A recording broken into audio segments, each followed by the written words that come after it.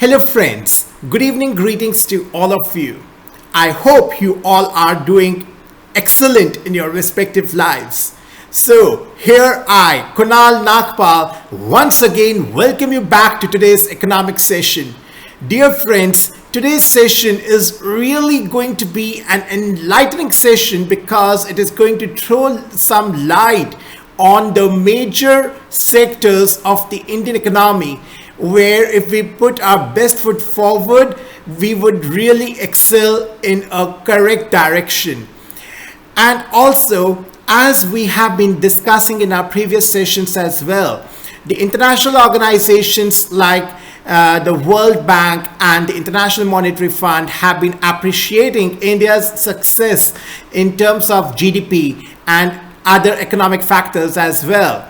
Recently, World Bank had raised its projection for the gross domestic product performance of the Indian economy from 6.5% to 6.9% for the coming financial year, that is 2023. Isn't it really great? It's truly yes. So, my dear friends, as we are basically going to discuss that Fitch retains India's growth forecast at 7%. So Fitch Ratings recently retained India's growth forecast at 7% for the current fiscal year. India is expected to record one of the fastest growth rates among the emerging markets in our Fitch 20 coverage this year, it said.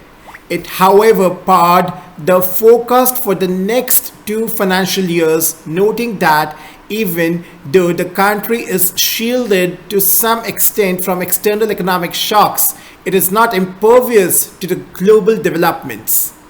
It sees India growing 6.2% in the financial year 2024 and 6.9% in the financial year 2025.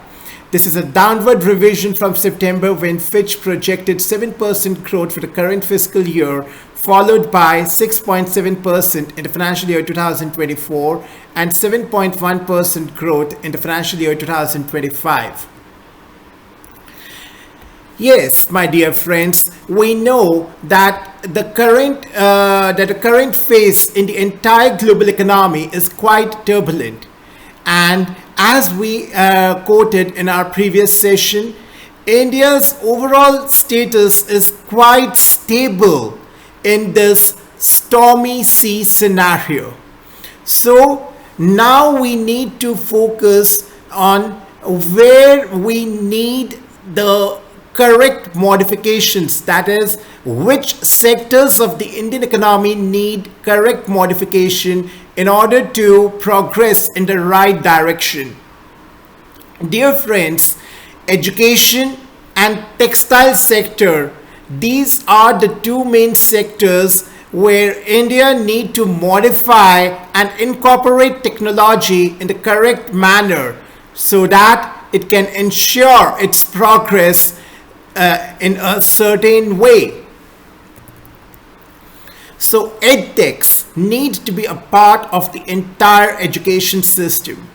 EdTech platforms in the business to consumer space, that is the B2C space, will have to adapt to the discretionary spends by the parents and offer solutions different from schools, said Ms. Smita Deora, co-founder and co-chief executive officer, that is co-CEO of School EdTech Unicorn Lead.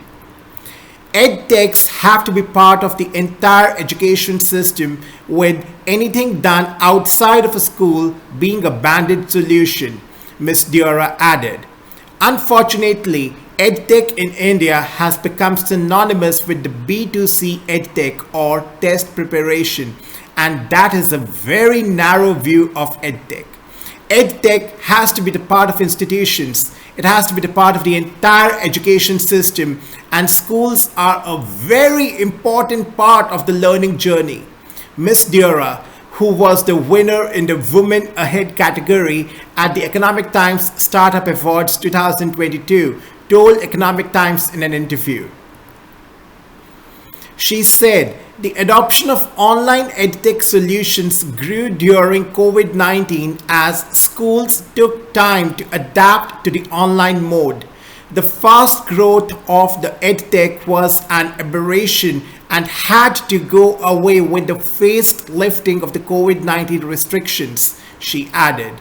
Especially in K-12, anything that is done outside of a school is a band-aid solution. It is because the school is not effective and that is why it is done. Incrementally, it is good, but it cannot solve the core learning problem in India. At least till grade 8, the students are not ready for independent learning using technology. We saw the perils of that during COVID-19, Ms. Deora said. Very true. COVID-19 was a threat for the entire global economy in terms of health, in terms of finances, and in terms of shaking the entire economic parameters. But it also posed opportunities to go online and to explore its avenues to the fullest.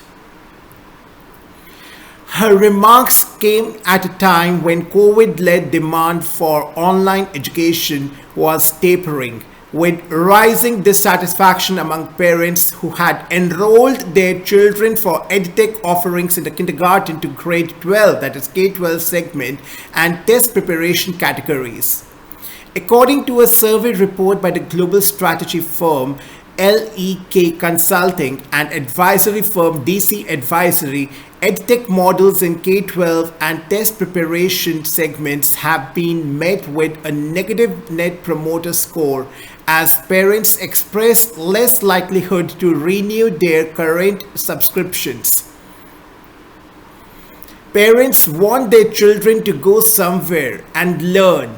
Hence, these EdTech channels will always be a discretionary spend as schools are here to stay, and this correction needed to happen. B2C EdTech players will have to adapt themselves to the discretionary spends parents are willing to make and what the EdTech firms can uniquely offer which schools cannot. It requires that pivot or repositioning, she added. Founded in 2012 by Ms. Deora and Mr. Sumit Mehta, LEAD provides tech-enabled solutions to the schools for comprehensive learning. It also contextualizes the curriculum for the students and teachers. LEAD's integrated solutions to the schools include curriculum, enterprise resource planning platform for the content management, and tablets for the teachers. It also helps schools with admissions. In January, LEAD raised $100 million in a new funding round led by GSV Ventures and Westbridge Capital, which doubled its valuation to $1.1 billion and made it 2022's third startup unicorn, or privately held companies with valuations of $1 billion or more. Focus on mergers and acquisitions, that is M&A. LEAD, which said it works with more than 3,500 schools and over 1.4 million students, is also looking to acquire the companies to scale up, further its technology intervention, and improve the content solutions to the schools. We don't want to be school operators, but rather be the school enablers. Our strength lies in making a school operationally efficient with technology and providing mastery to the students. So from an M&A point of view, we are looking to provide such technology solutions or content solutions to the school, Ms. Deora said. LEAD is also looking to further the services provided through the software platform and leverage technology to cater to other requirements of schools. Today, a school also has other financing or infrastructure needs. We can either go a partnership route there, or we can also basically look at LEAD being the largest school ecosystem provider where multiple services are being provided. SMEs in India are largely becoming technology enabled and schools are one segment of SMEs that have really stayed behind, unfortunately, she said. So we really need to work hard in order to help EdTech become the school enabler, hence ensuring proper and effective delivery of education to the students who are the future assets of the nation and the society as a whole. Now, dear friends, we are going to discuss the second most important sector of the Indian economy, that is the technical textile, which is the sunrise sector for the Indian economy. In India, the textile industry plays a pivotal role in overall economic development. Being the second largest employer after agriculture, the sector is one of the biggest growth drivers of the Indian economy, contributing 7% to the industrial output by value, 2% to India's GDP, and 17% to India's export earnings. It is a source of direct employment for over 45 million people and for over 100 million people in the allied industries. One of the segments of this industry that has received significant attention across the world is technical textiles.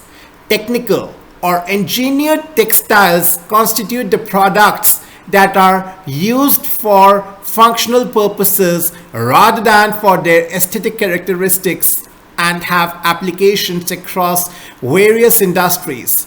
According to the verified market research, the global technical textile market size has been valued at 190.33 billion US dollars in 2020 and is projected to reach 285.88 billion US dollars by 2028.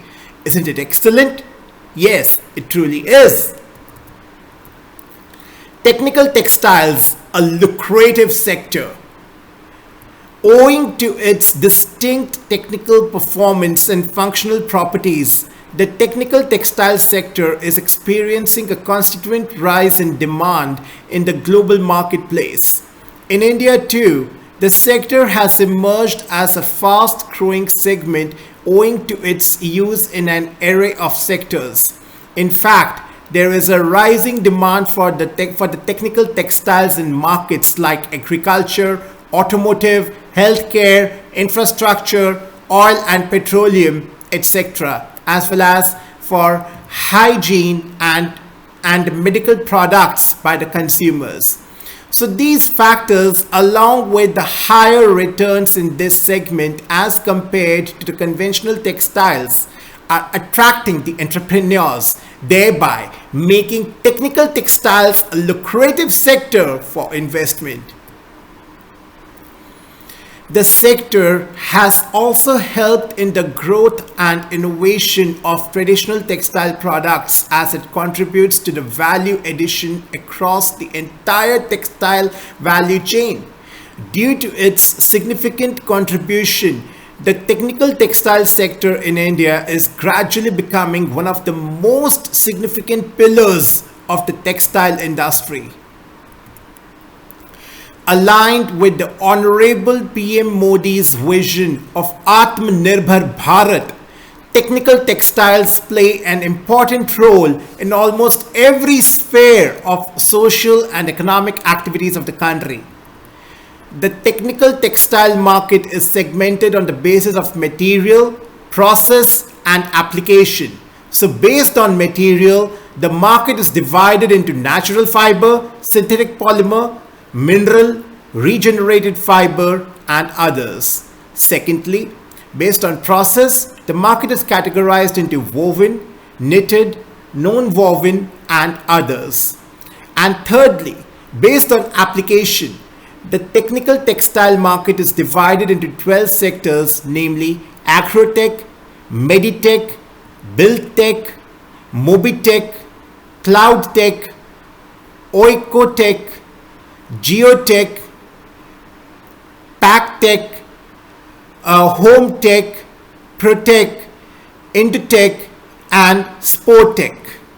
PPE kit that falls under the application category of Meditech or medical textiles is actually one of the 12 subsegments of the technical textiles. The industry, which had never manufactured the PPE kits in the past, turned COVID-19 crisis into an opportunity and started manufacturing them. This is how we can convert the threats into opportunities, and this is the real trait of the true leader or the dynamic leader.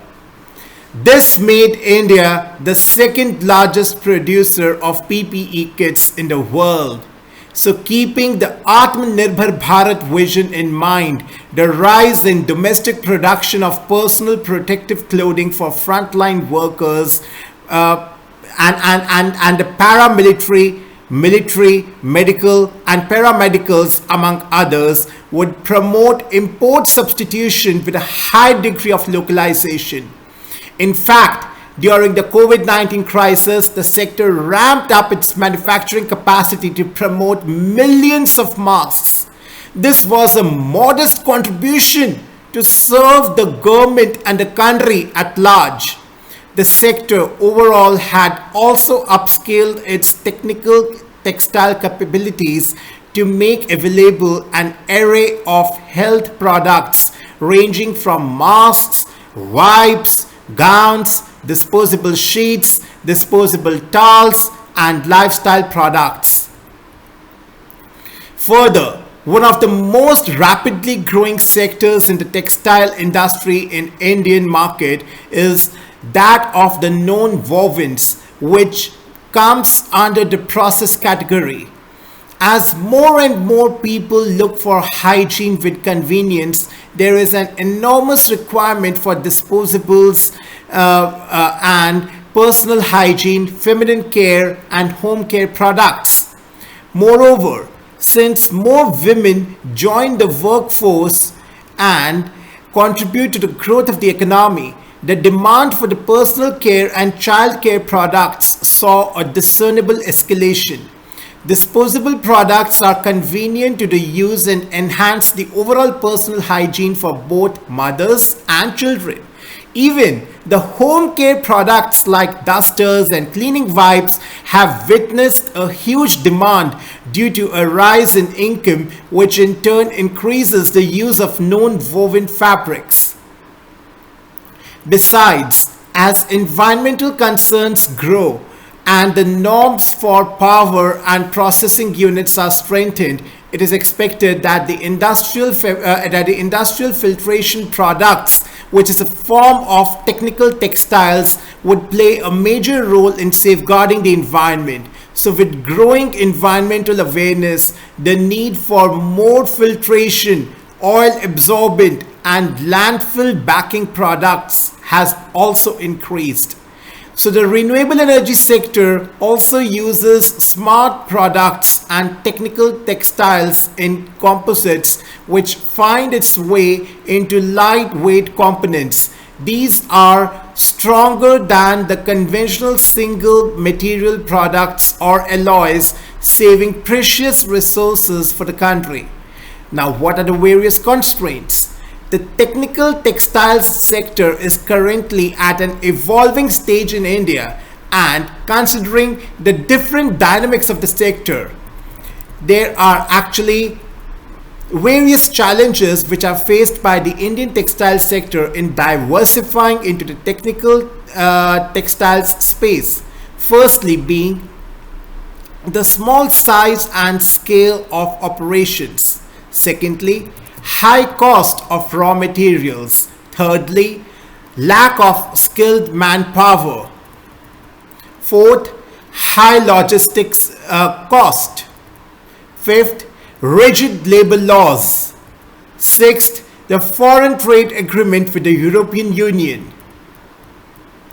Seventh, export subsidy in China.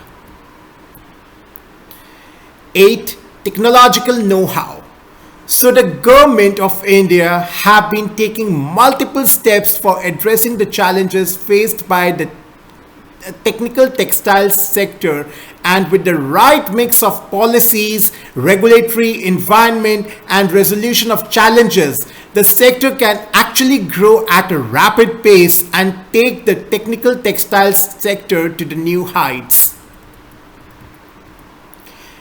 So, what are the expectations from the government for the technical textile sector? The interest subvention scheme should be allowed for the technical textile sector. The problem of inverted duty structure should be addressed, and the GST rate on inputs like polyester staple fiber and viscose staple fiber should also be reduced to 12%. This would go actually a long way to improve the competitiveness of the Indian MSMEs. The PLI scheme has been a boon for the textile industry. Woven fabrics, the raw material used for manufacturing synthetic apparels, have been covered under the PLI scheme. Similarly, non-woven spunlace fabrics should also be covered under the scheme. This would contribute significantly to the growth of the textiles sectors of the Indian economy. The technical textile, the sunrise sector, offers an enormous potential for the growth. Hence, a conducive policy environment which would transform the sector and help India emerge as a leading producer of technical textiles is actually the need of the hour. So, my dear friends, on this note, I would like to end today's session, and I really hope this was an enlightening session for you all, because it throws light that how technology can enable the education sector and the textile sector to grow at a very massive rate, and these are the main pillars of the Indian economy. And we also have discussed that the Indian economy's performance is actually being appreciated by the international organizations worldwide, and this obviously has the strong basis of a very dynamic and visionary leadership in which we are residing. So, if we try to improvise the weaknesses existing in the current scenario of the Indian economy, that is in the education sector and the textile sector, among others, by incorporating the technology which is actually the need of the hour in a correct manner, the objective of remaining at this level and remaining stable, and also performing extraordinarily well in the current scenario of the global economic environment would be met. So, on this note, I would like to end today's session, and I really wish that you take good care of yourselves, and until we meet next time, goodbye as of now. Namaskar. Jai Hind, Jai Bharat.